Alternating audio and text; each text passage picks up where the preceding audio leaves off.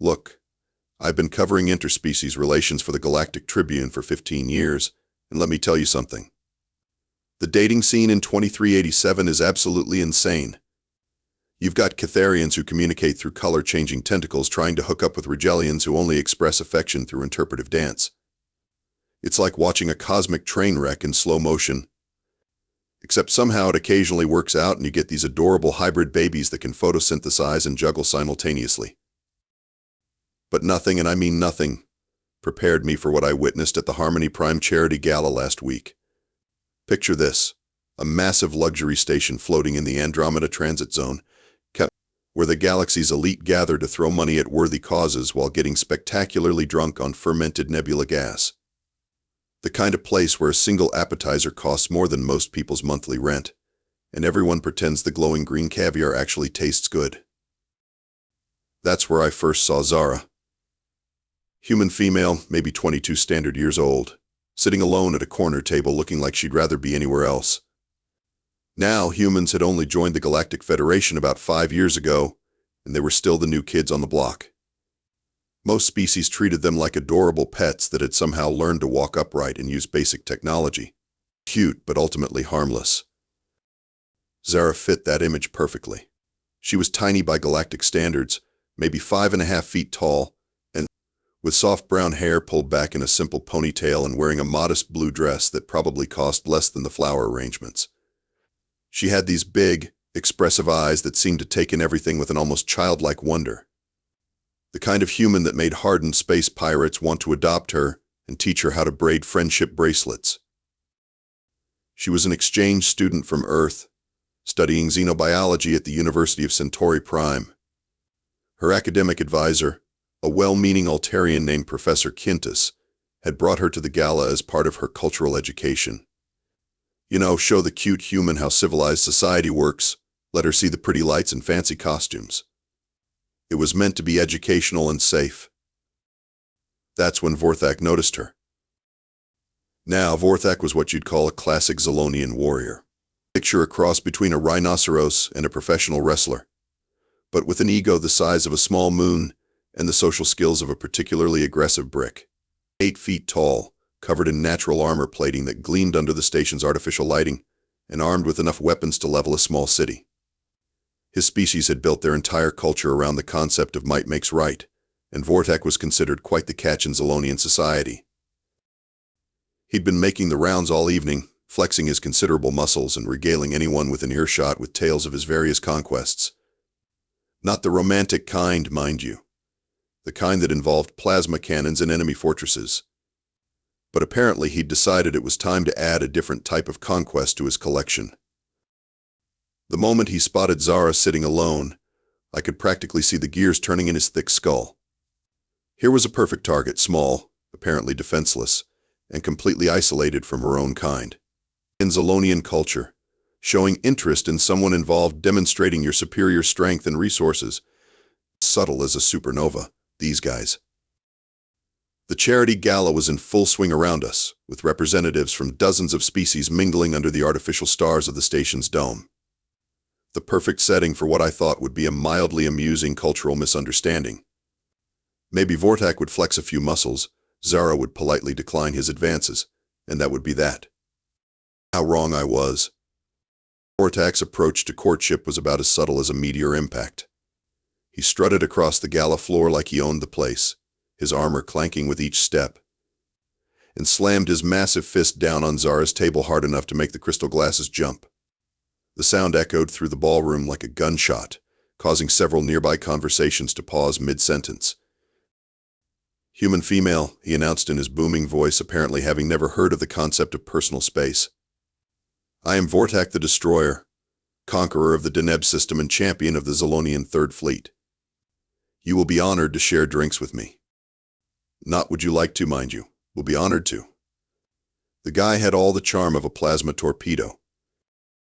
Zara looked up from her barely touched plate of something that might have been food if you squinted hard enough, and tilted her head slightly. "Oh, hello there. I'm Zara. It's nice to meet you, but I'm actually quite happy sitting here by myself, thank you." The response was delivered with such genuine politeness that it took Vorthak a moment to process that he'd just been turned down. In Zelonian culture, when a warrior of his status showed interest in someone, the appropriate response was immediate and enthusiastic compliance. The concept of rejection was about as foreign to him as quantum physics would be to a particularly dim houseplant. "You misunderstand, small human," Vorthak said, his voice taking on what I assume he thought was a patient, educational tone. "I am offering you great honor. In my culture, when a warrior claims a female, she gains protection, status, and access to the finest resources. You should be grateful." Now, I was watching this whole exchange from about 3 tables away, and I could see other aliens starting to gather around. Not in a threatening way, mind you. More like concerned adults watching a toddler approach a sleeping dragon. The prevailing attitude seemed to be that someone should probably step in before this delicate little human got herself into trouble. A well-meaning crystalline named Nexus floated over, her translucent form shimmering with worry. "Perhaps, honored Vorthak, the young human is simply overwhelmed by your magnificent presence. Humans are known to be quite fragile emotionally. Maybe a gentler approach would be more appropriate?" Zara's smile never wavered, but something flickered in her eyes. "Oh, I'm not fragile at all. I'm just not interested. But thank you for the concern, Nexus. That's very kind of you." The crystalline's form brightened with relief. "Of course, dear. We all just want to make sure you're safe. Humans are so new to galactic society, and there are so many things that could hurt you. Why, just last week I read about a human who was hospitalized because they ate Rigelian spice peppers. Apparently it nearly killed them." "Really?" Zara asked, seeming genuinely interested. "That's odd. I grow ghost peppers in my dorm room. They're pretty mild, but they add a nice kick to soup." Now I need to pause here to explain something. Rigelian spice peppers are used in industrial applications to clean starship hulls. They're so corrosive that most species need protective gear just to handle them. The fact that a human had survived eating them was considered a minor miracle. The fact that Zara was casually discussing peppers that would make Rigelian peppers seem like candy should have been a massive red flag. It wasn't, because nobody was paying attention to what she was actually saying. Vorthak, meanwhile, was getting increasingly frustrated. He'd never encountered a female who didn't immediately swoon at his display of dominance, and he was starting to take it personally. "Human female, you clearly do not understand the honor I am offering. Perhaps a demonstration of my prowess would help you appreciate your good fortune." Without warning, he grabbed the nearest decoration, a solid metal sculpture worth probably more than my annual salary, and crushed it between his fingers like it was made of paper. The sound of groaning metal filled the immediate area, and several nearby species took a step back in alarm.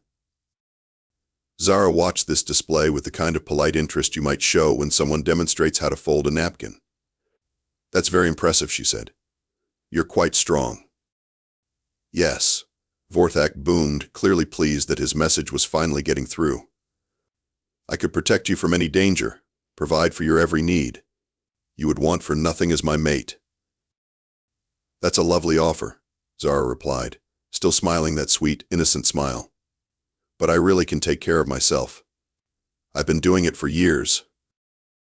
The crowd around them was growing larger, with more species gathering to witness what they assumed was a harmless cultural exchange. I could hear murmurs of how adorable, and she's so brave from the onlookers. It was like watching a nature documentary where everyone was rooting for the gazelle, completely oblivious to the fact that the gazelle had somehow evolved opposable thumbs and a concealed weapons permit. Vorthak's patience was wearing thin. In his culture, persistence was considered a virtue, and backing down from a challenge was the ultimate sign of weakness. "Human female, you test my patience. I have been more than generous with my time and attention. The time for games is over." He reached out with one massive hand, clearly intending to simply grab Zara and end this charade. After all, what could one small human possibly do to stop him? That's when I first noticed that Zara's smile had changed. It was still there, still perfectly polite and sweet, but there was something else underneath it now. Something that made my journalistic instincts start screaming warnings. But Vorthak didn't notice. He was too busy being impressed with himself. As Vorthak continued his increasingly aggressive courtship display, Zara remained seated, sipping what looked like water, but was probably something that would dissolve most species' internal organs. She seemed perfectly content to let him tire himself out, occasionally nodding politely when he paused for breath in his litany of accomplishments. "You know," she said during a brief lull in his monologue, "this reminds me of my childhood back on Earth. We had this neighbor, Mr. Peterson, who was always trying to impress everyone with his strength. He'd lift heavy things, break boards with his hands, that sort of thing. Very similar energy." Professor Quintus, who had been hovering nearby with the protective instincts of a worried parent, leaned in closer. "How charming, dear. Did this Mr. Peterson ever succeed in impressing anyone?" Zara's expression turned thoughtful.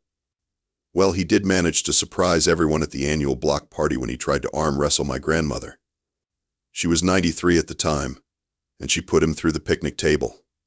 Gran always said it was important to stay active." The assembled aliens chuckled at what they assumed was a cute anecdote about human family dynamics. They were picturing a frail elderly woman somehow getting lucky against an overconfident man, not processing the casual way Zara had mentioned someone's grandmother putting a grown man through furniture.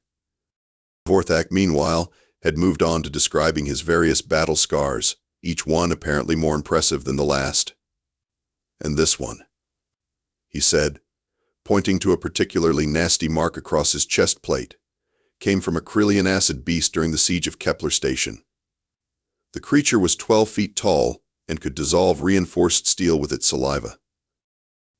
"Oh, that sounds like a rough day," Zara said sympathetically. "I had a similar experience during a family camping trip when I was 8. There was this bear that wandered into our campsite, and it got a bit cranky when my little brother accidentally spilled honey on it. Dad said I handled it well, considering." "How did you handle it, dear?" asked Nexus, her crystalline form practically glowing with maternal concern. "Oh, you know, the usual. Grabbed it by the neck and gave it a good shake until it calmed down. Bears are actually pretty reasonable once you establish dominance. Though I did have to get a few stitches afterward. The ranger said it was normal for kids to get a bit scratched up during their first bear encounter." I want to pause here to mention that I was frantically taking notes at this point, because my journalist brain was starting to pick up on some seriously concerning patterns. But everyone else was still caught up in the adorable human child narrative, completely missing the fact that she'd just casually mentioned physically dominating a bear at age 8. The conversation continued with Zara dropping increasingly alarming details about her normal childhood with the same tone you might use to discuss the weather. She mentioned her high school track team, where she'd apparently held several records for something called parkour marathons that involved running across rooftops in downtown areas. She talked about her part-time job at a local zoo, where she'd specialized in handling the difficult animals and had only been hospitalized twice. "Hospitalized?" Professor Quintus asked with concern. "Oh, just minor stuff," Zara waved dismissively. "Once when a tiger got playful and knocked me around a bit, and another time when I accidentally got between a mother hippo and her calf. The doctors said I healed remarkably fast, though. I was back to work within a week both times. Now I need to explain something about galactic medical knowledge. Most species were aware that humans had some unusual characteristics, but the full extent of their physical capabilities was still classified information. The official reports described them as surprisingly resilient and adaptable to various environments, but the details were kept under wraps by the human colonial authority. What the assembled aliens didn't know was that Earth had been classified as a Class XII Deathworld by the Galactic Survey Corps. Class XI was reserved for planets so hostile that the mere existence of complex life was considered a statistical impossibility. The fact that Earth had not only produced life but had spawned a species capable of spaceflight was the subject of intense scientific debate and more than a little concern among galactic security forces. But all of that was above the clearance level of your average party guest. So they continued to treat Zara's increasingly concerning anecdotes as charming stories about human eccentricity. Vorthak, however, was getting tired of being ignored. He'd been trying to impress this small human for nearly an hour, and she seemed more interested in talking about her childhood pets than admiring his obvious superiority. In Zelonian culture, this was reaching the point where more direct action was not only acceptable but expected. Enough, he declared, his voice carrying clearly across the ballroom. Human female, I have been patient with your strange customs, but my patience has limits. You will accept my courtship, or I will be forced to claim you by right of conquest. The crowd around them shifted uncomfortably. This was moving beyond cultural misunderstanding into potentially dangerous territory. Several species began murmuring about calling security, though nobody seemed quite sure what security could do against a fully armed Zelonian warrior. Zara, meanwhile, simply tilted her head slightly, like a bird considering an interesting insect. Right of conquest? That's a fascinating concept. We had something similar back home, though we called it asking for trouble. Usually didn't end well for the person doing the asking. You dare mock me, small human? Vorthak's voice was rising, his armor plates beginning to shift and expand in the Zelonian equivalent of a threat display. Oh, I'm not mocking you at all, Zara replied, her voice still perfectly polite. I'm just sharing cultural information. It's important to understand different perspectives, don't you think? That's when I noticed her posture had changed. She was still sitting casually in her chair, still smiling that sweet smile, but there was something in the way she held herself that reminded me of a predator preparing to strike. The comparison was so unexpected that I almost dismissed it, but something in my gut told me to pay attention. Vorthak, unfortunately, was beyond the point of paying attention to subtle warnings. He'd decided that this human female was testing his resolve, and in his culture, the appropriate response was to demonstrate his superiority through force. Very well, he announced, flexing his massive arms. Since you refuse to accept my generous offer, I will simply take what I desire. Resistance will only make this more difficult for you. Zara's smile never wavered, but her voice took on a different quality. Still polite, still sweet, but with an edge that made my spine tingle. I wouldn't recommend that approach. Trust me, I'm trying to save you some embarrassment here. But Vorthak had already made his decision. As I watched him reach for her with one massive, armored hand, I realized that this delicate little human was about to teach an entire ballroom full of aliens a very important lesson about the dangers of making assumptions. The moment Vorthak reached for her, Zara's entire demeanor shifted. She didn't move from her chair, didn't even stop smiling, but suddenly the temperature in the room seemed to drop by several degrees. When she spoke, her voice carried clearly across the ballroom despite remaining conversational in tone. You know what, Vorthak? I think there's been a fundamental misunderstanding here. You seem to be operating under the assumption that I'm some kind of helpless creature in need of protection. Let me clarify a few things about my species. She paused to take a sip of her drink, completely ignoring the massive armored hand hovering inches from her face. Earth, where I come from, is what we like to call a challenging environment. For instance, the atmosphere is 21% oxygen, which I understand is considered highly combustible by galactic standards. We breathe rocket fuel, essentially. A few aliens in the crowd exchanged nervous glances. They'd heard humans had unusual atmospheric requirements, but the way she phrased it made it sound almost sinister. Then there's the gravity, Zara continued, her tone remaining conversational despite the growing tension. One standard Earth gravity is approximately 9.8 meters per second squared. I believe most of your species operate comfortably at around 0.3 to 0.6 standard gravity. We evolved in an environment that's roughly twice as strong as what most of you consider normal. Vorthak's hand wavered slightly, but his pride wouldn't let him back down. Gravity means nothing to a warrior of my caliber, human female.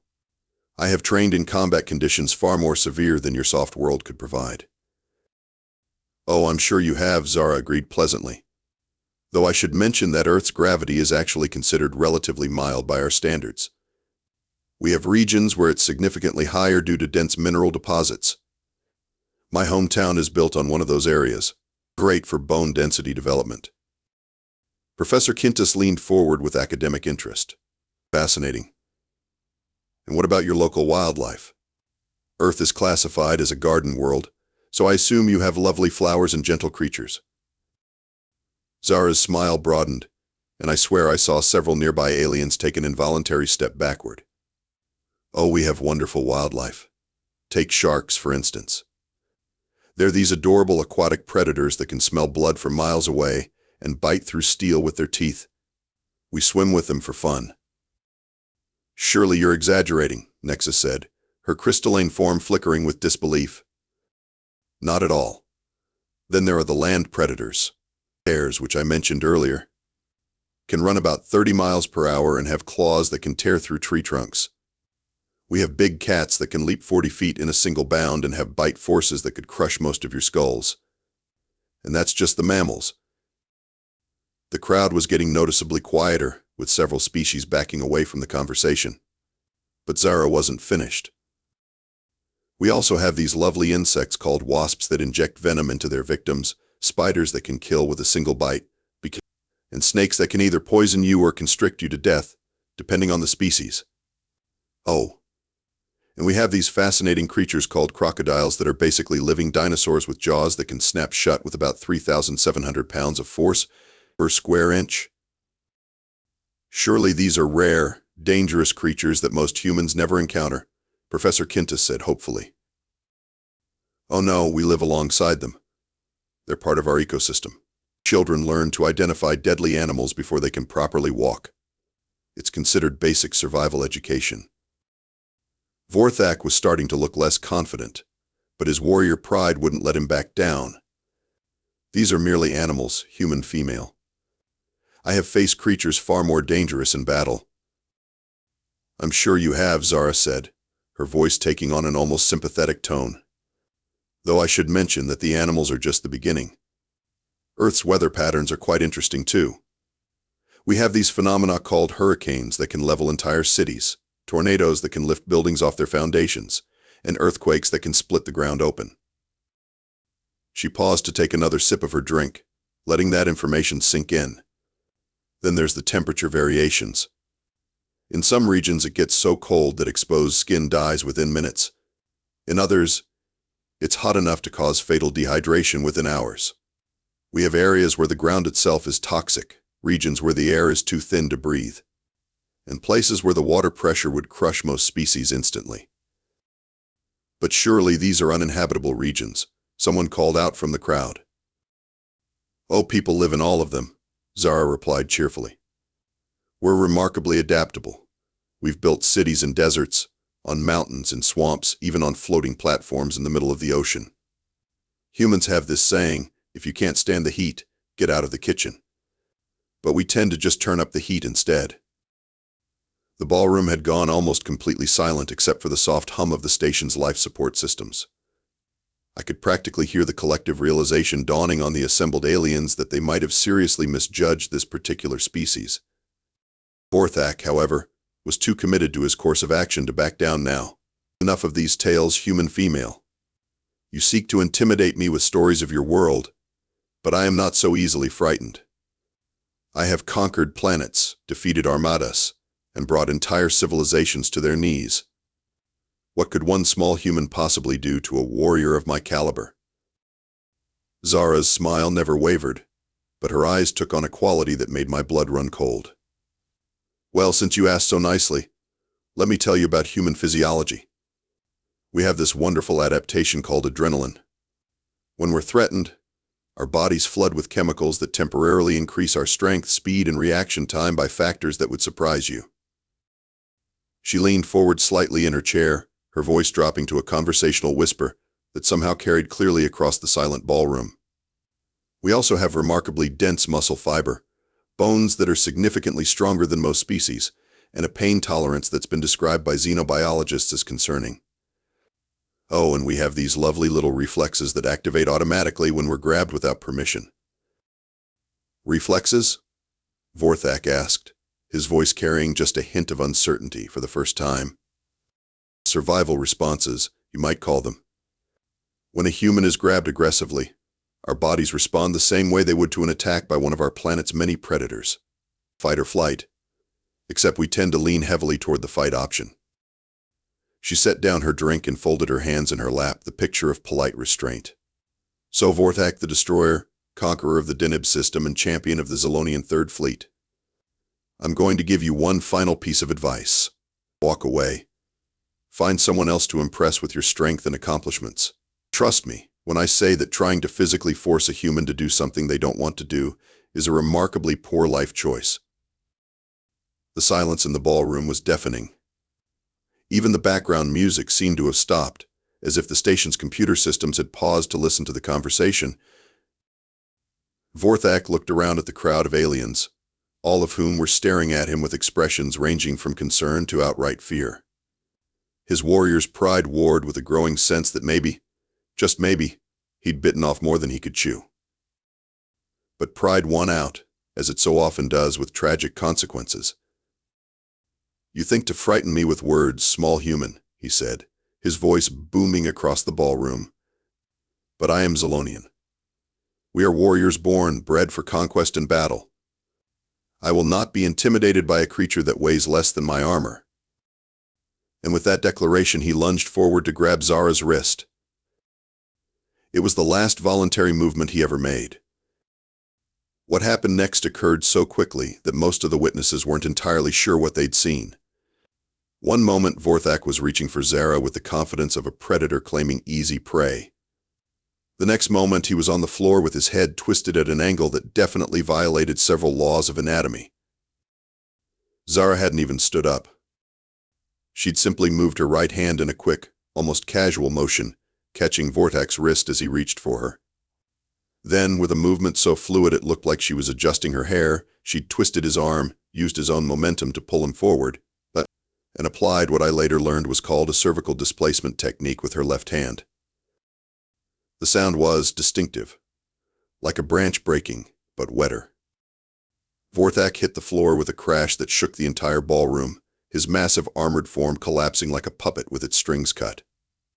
He twitched once, then lay still, his eyes staring sightlessly at the artificial stars projected on the dome above. The silence that followed was absolute. Not a single being in the ballroom moved, breathed, or made a sound. It was as if the entire universe had paused to process what had just happened. Zara, meanwhile, calmly picked up her drink and took a sip, then looked down at Vorthak's corpse with the expression of someone who'd just dealt with a particularly persistent insect. I did try to warn him, she said, her voice carrying clearly in the absolute silence. Humans really don't like being grabbed without permission. That's when the screaming started. It began with a high-pitched wail from someone in the crowd, then spread like wildfire through the ballroom. Aliens were scrambling over each other in their haste to get away from the tiny human who'd just killed a Zelonian warrior without breaking a sweat, or even standing up from her chair. Professor Quintus was staring at Zara with an expression of absolute horror. "My dear child, what have you done?" "I defended myself," Zara replied matter-of-factly, as if this should have been obvious. "He grabbed me aggressively after I repeatedly declined his advances. In human culture, that's considered assault, and we're legally and morally justified in responding with appropriate force." Appropriate force? Nexus's crystalline form was flickering rapidly with distress. "You killed him." "Well, yes," Zara agreed. "That's what happens when you try to forcibly restrain a human. It's a basic defensive reflex.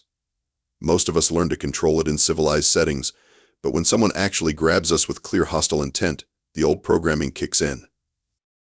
She gestured casually at Vorthak's body. "Humans evolved as persistence hunters on a world where everything was trying to kill us.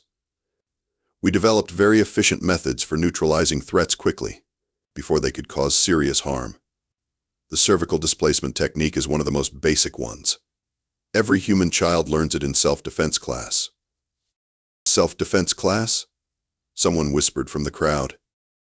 "Oh yes, it's part of our standard education curriculum, along with basic first aid, wilderness survival, and threat assessment. We start around age 6, once our motor skills are developed enough to perform the techniques safely."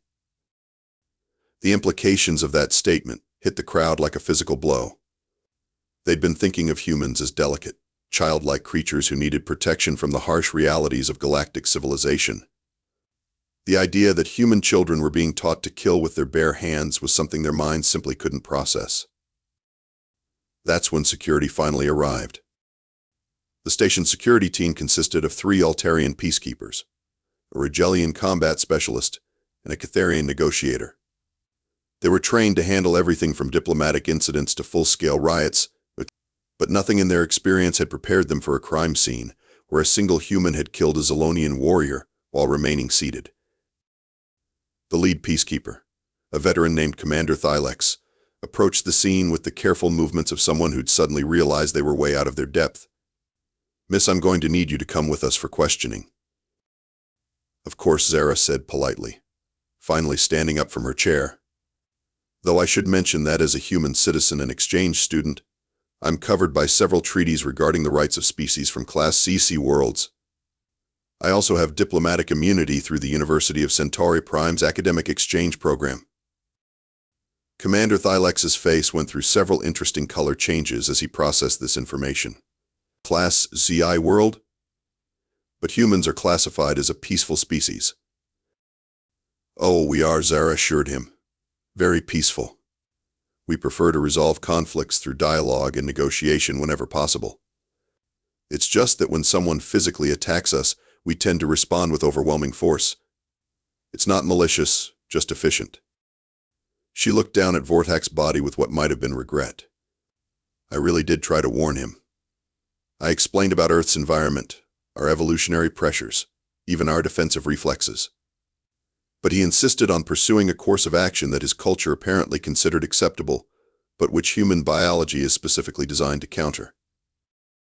Commander Thylex was frantically consulting his datapad, probably trying to figure out what protocols applied to a situation where a diplomatic student had committed justifiable homicide using reflexes that were apparently standard for species. "Miss, I'm going to need you to remain calm and cooperate with our investigation." "Of course," Zara said, her smile returning to its earlier warmth. "Though I should probably mention that several dozen witnesses can testify that I repeatedly declined his advances, clearly stated that I didn't want to be touched, and explicitly warned him about the consequences of using physical force against a human. I believe your legal system recognizes the right to self-defense." As they led her away for questioning, I heard her ask Commander Thylex if the station had any Earth-style coffee available. When he said no, she simply nodded and mentioned that instant coffee would be fine, though she'd probably need to add some sugar since most species found pure caffeine too bitter. The implications of that casual statement, combined with everything else I'd witnessed, left me with the uncomfortable realization that the galaxy might need to seriously reconsider its assumptions about humanity. The aftermath of what became known as the Harmony Prime incident was like watching a slow-motion collision between galactic policy and harsh reality. Within hours of Vorthak's death, the entire station was in lockdown while security forces tried to figure out how to handle a situation that had no precedent in galactic law. Zara, meanwhile, was sitting in a security office sipping something that barely qualified as coffee and patiently explaining human defensive reflexes to a room full of increasingly horrified alien officials. Her diplomatic immunity meant they couldn't actually arrest her, but nobody was quite sure what else to do with someone who'd casually murdered a Zelonian warrior and then asked for refreshments. "The thing is," she explained to the assembled investigators, "what happened tonight was completely predictable. Vorthak displayed classic predatory behavior, ignored multiple verbal warnings, and then initiated unwanted physical contact from a human perspective. His actions constituted a clear and immediate threat that required neutralization." Commander Thylex was frantically taking notes, though I suspect he was mostly just trying to look busy while his superiors figured out how to handle the situation. "Miss Zara, you mentioned that this was a basic defensive reflex. Are you saying that all humans would have responded similarly?" "Oh, absolutely," Zara replied, as if this should have been obvious, though the specific technique might vary based on individual training. Some humans might have gone for a tracheal crush instead of cervical displacement. Others might have opted for a joint lock or pressure point attack. The end result would have been the same, though.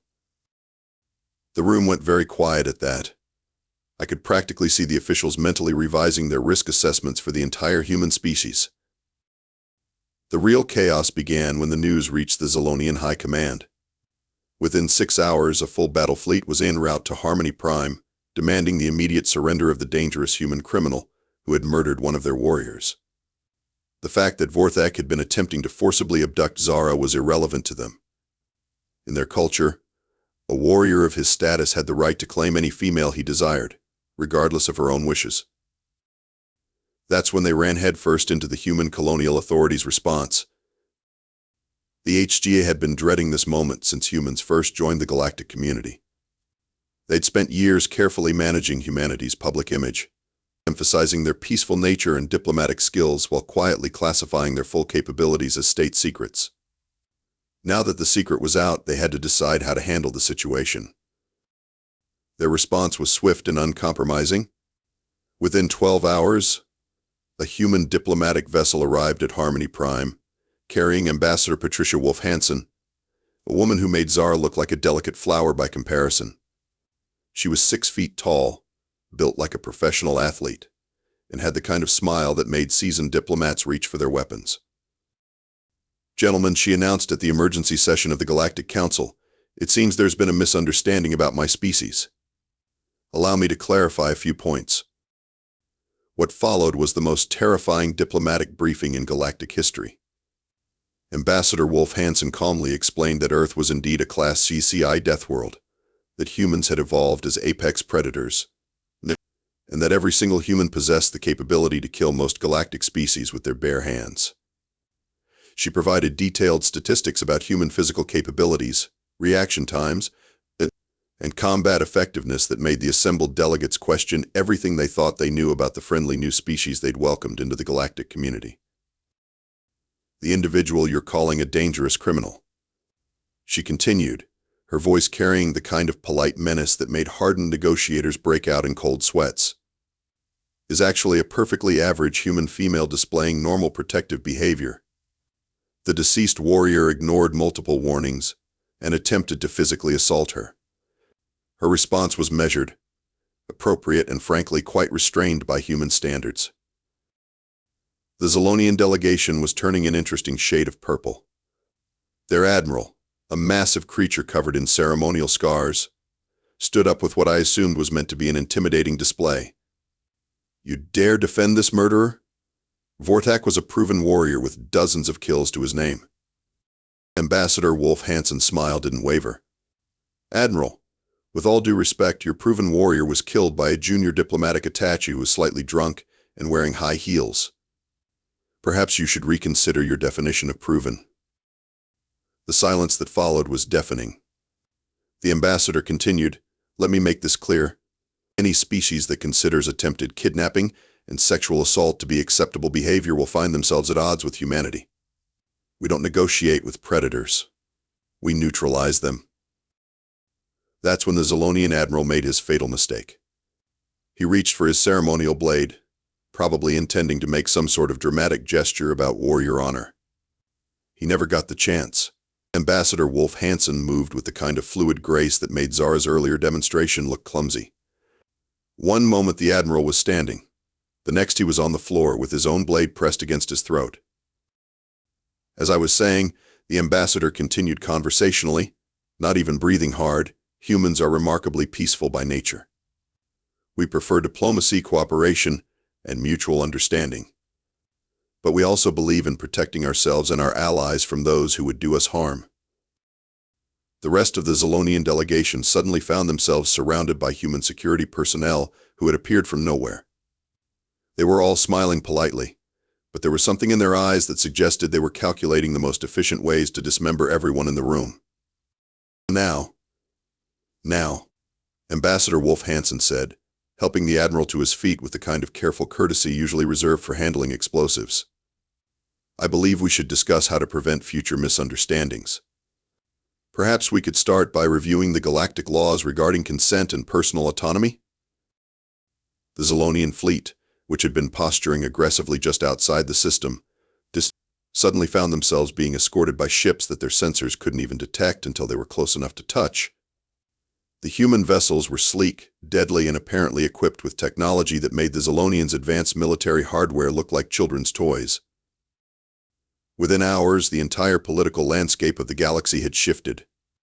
The Zelonians, faced with the sudden realization that they'd been dramatically outclassed, agreed to a complete review of their cultural practices regarding consent and personal autonomy. Several other species quietly began revising their own policies as well. But the real change was in how humans were perceived throughout the galaxy. The carefully maintained image of peaceful, harmless newcomers was replaced by something far more complex and infinitely more dangerous. Humans were still friendly, still diplomatic, still eager to cooperate. But now everyone knew that beneath that pleasant exterior lay something that could kill you with a smile. The dating apps predictably exploded. Within days of the incident, there were dozens of new applications specifically designed to help beings connect with humans. Some were legitimate attempts at cross-species romance, others were barely disguised fetish platforms, and a few were clearly designed by beings who had very unhealthy fantasies about being dominated by apex predators. Zara, meanwhile, had become something of a galactic celebrity. Her diplomatic immunity had been expanded to include protection from the thousands of interview requests, marriage proposals, and death threats that flooded in daily.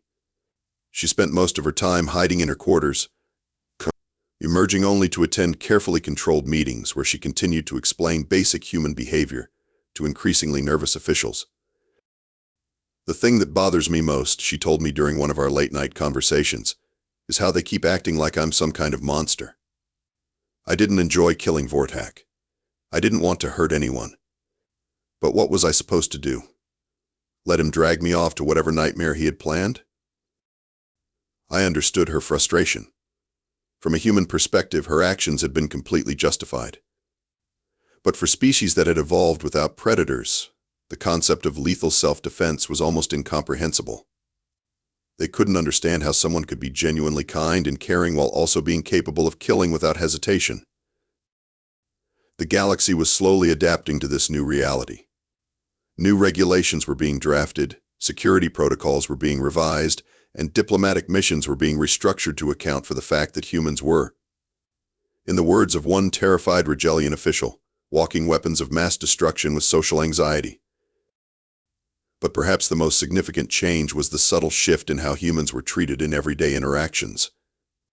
The casual dismissal we'd experienced before was replaced by a kind of nervous respect.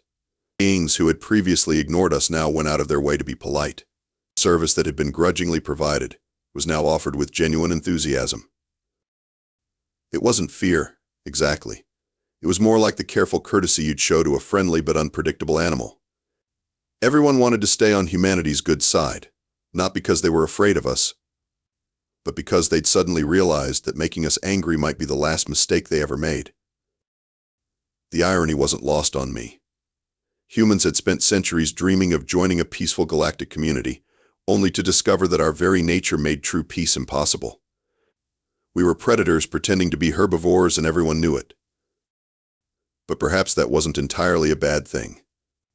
The galaxy had been stagnant for millennia, locked in an endless cycle of bureaucratic inertia and cultural relativism. Our arrival had forced everyone to confront some uncomfortable truths about power, consent, and the nature of civilization itself. As I watched Zara carefully explain to yet another group of officials why attempted kidnapping was considered unacceptable behavior in human society, I couldn't help but think that maybe the galaxy needed a few more predators. Maybe what they'd been missing all along was the healthy fear that comes from knowing that actions have consequences. The new normal was still taking shape, but one thing was clear: humanity's place in the galactic community had been permanently redefined. We were no longer the harmless newcomers seeking acceptance. We were the species that everyone wanted as an ally and no one wanted as an enemy. And somewhere in the depths of space, other predator species were watching, waiting, and wondering if it was finally safe to reveal themselves. The galaxy was about to become a much more interesting place,